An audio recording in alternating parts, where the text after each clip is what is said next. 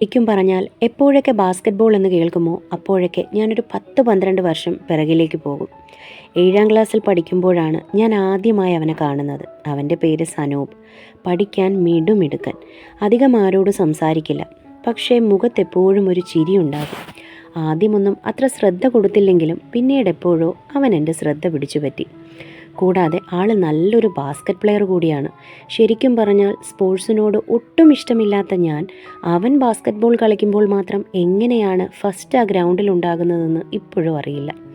ഒരു ദിവസം മലയാള പാഠപുസ്തകം കൊണ്ടുവരാത്തതിന് എന്നെ ക്ലാസ്സിന് പുറത്തിറക്കി നിർത്തിയപ്പോൾ കൃത്യസമയത്ത് ചോക്കെടുക്കാൻ അവൻ ക്ലാസ്സിലേക്ക് വന്നു. എൻ്റെ ദൈവമേ, ഈ ഭൂമി പിളർന്ന് ഞാനങ്ങ് പോണേ എന്ന് മനസ്സിൽ വിചാരിച്ചു പോയി, നാണക്കേട് കൊണ്ട്. ഓരോ ദിവസങ്ങൾ കഴിയുന്തോറും അവനോടുള്ള എൻ്റെ ഇഷ്ടവും കൂടി വന്നു. എന്നോട് മിണ്ടിയില്ലെങ്കിലും അവനെ കാണുന്നത് തന്നെ എനിക്കൊരു സന്തോഷമായിരുന്നു. അതുകൊണ്ട് തന്നെ 9ാം ക്ലാസ്സിലെ സ്റ്റുഡൻറ് ലിസ്റ്റിൽ നോക്കുമ്പോൾ വേറെ ആരില്ലെങ്കിലും അവനുണ്ടാകണേ എന്ന് ഞാൻ മനസ്സൊരുക്കി പ്രാർത്ഥിച്ചു. ദൈവം ആ പ്രാർത്ഥന കേട്ടോ. ആ വർഷം ഒരു സിക്ക് ലീവ് പോലും ഞാൻ എടുത്തിട്ടില്ല. കാരണം അവനെ കാണാനുള്ള ഒരു അവസരവും പാഴാക്കി കളയാൻ ഞാൻ ഇഷ്ടപ്പെട്ടിരുന്നില്ല. ദുൽഖറിലെ സിനിമയിൽ പറഞ്ഞ പോലെ നിൻ്റെ പിന്നാലെ നടക്കാനല്ല, ഒപ്പം നടക്കാനാണ് എനിക്കിഷ്ടമെന്ന്. ശരിക്കും എനിക്കതാണ് ഇഷ്ടമെങ്കിലും അവനറിയാതെ അവൻ പോകുന്നതിന് പിന്നാലെ ഞാൻ പോകുമായിരുന്നു. അവൻ്റെ സ്റ്റോപ്പിലേക്കുള്ള ബസ് പോയ ശേഷമേ ഞാൻ എൻ്റെ ബസ്സിലേക്ക് പോലും കയറാറുള്ളൂ.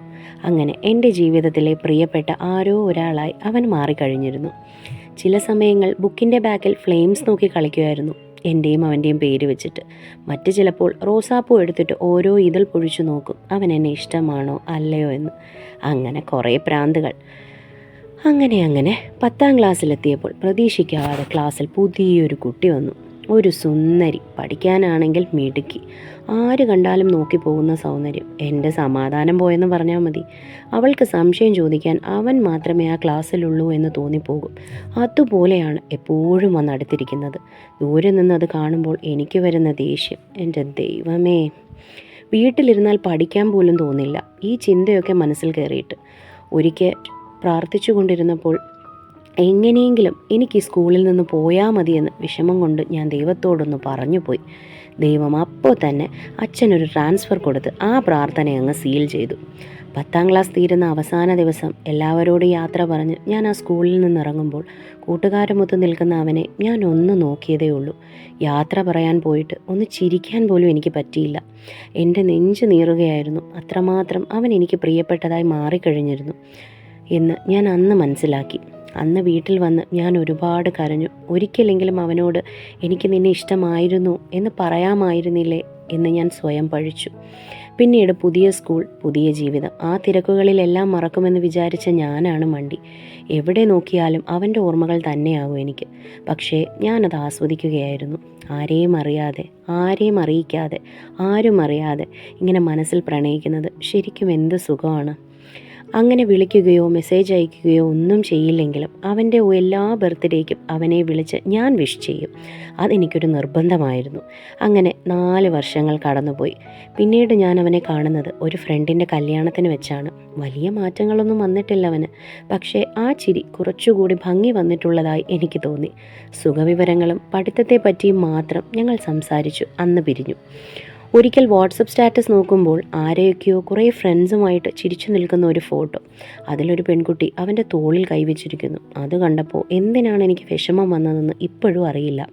അതിനുശേഷം പിന്നീട് ഞാൻ അവനെ വിളിച്ചിട്ടേയില്ല. ഇടയ്ക്കുള്ള ആ വിളിയും നിർത്തി. ഇതിനിടയിൽ ഏതോ കൂട്ടുകാരി പറഞ്ഞറിഞ്ഞു അവൻ തുടർ പഠനത്തിനും ജോലിക്കുമായി കാനഡയിലേക്ക് പോകുന്നുവെന്ന്. സന്തോഷകരമായ അവൻ്റെ പുതിയ തുടക്കത്തിന് ഞാൻ മനസ്സുകൊണ്ട് അവനെ ആശംസിച്ചു. ശേഷം എല്ലാം നന്നായി വരട്ടെ എന്ന് പ്രാർത്ഥിച്ചു. അങ്ങനെ ഇരിക്കുമ്പോൾ എനിക്കൊരു ദിവസം ഒരു മെസ്സേജ് വരുന്നു. സനൂപിൻ്റേതായിരുന്നു. ഒന്ന് കാണാൻ പറ്റുമോ എന്ന് ചോദിച്ച്. യാത്ര പറയാനാകുമെന്ന് മനസ്സിലായതുകൊണ്ട് വരാമെന്നും വാക്ക് കൊടുത്തു. അങ്ങനെ 2 വർഷത്തിന് ശേഷം വീണ്ടും ഞങ്ങൾ കണ്ടു. പ്രതീക്ഷിച്ചതുപോലെ പോകുന്ന കാര്യങ്ങളും മറ്റും തന്നെയാണ് സനൂപ് സംസാരിച്ചത്. പോകാനിറങ്ങിയപ്പോൾ അവൻ എന്നോട് ചോദിച്ചു, നിനക്ക് വേറെന്തെങ്കിലും എന്നോട് പറയാനുണ്ടോ? ഇല്ലെന്ന് ഞാൻ തലയാട്ടി. എന്നാൽ എനിക്കൊരു കാര്യം പറയാനുണ്ട്.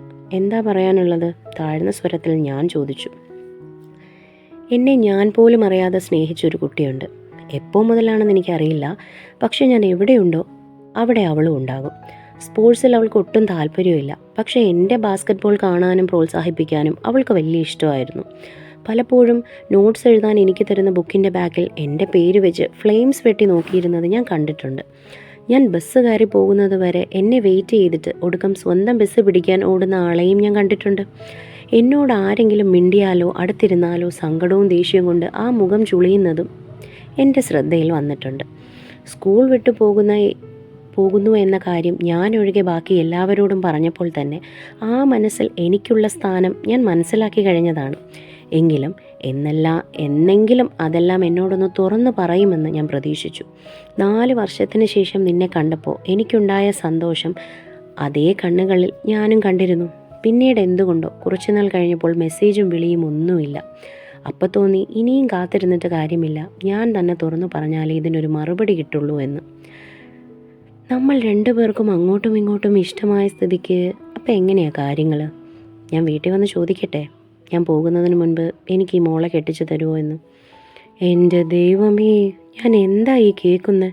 ഇതൊക്കെ കേട്ട് ബോധം പോയാണ് അന്ന് ഞാൻ അവിടെ നിന്നത്. ഇന്ന് മറ്റേണിറ്റി ഷൂട്ടിന് വേണ്ടി ക്യാമറയ്ക്ക് മുന്നിൽ പോസ് ചെയ്തുകൊണ്ടിരിക്കുന്ന എന്നെ ഒരു ചിരിയോടെ നോക്കി നിൽക്കുന്ന എൻ്റെ പ്രിയപ്പെട്ടവനോട് ഒന്ന് മാത്രം പറയുന്നു, ഒരുപാട് നന്ദി. ഈ ജന്മം എനിക്കായി തന്നതിന് ഒരുപാട് നന്ദി.